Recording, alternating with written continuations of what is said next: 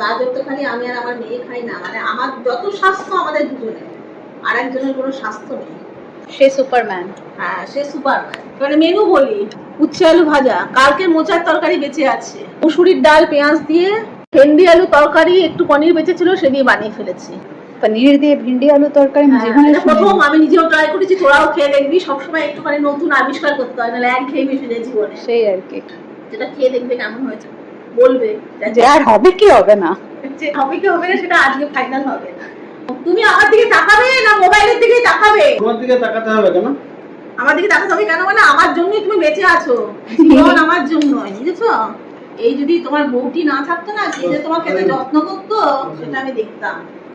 করতে কোনো শাকচুন্নির পাল্লায় ভালো হতো।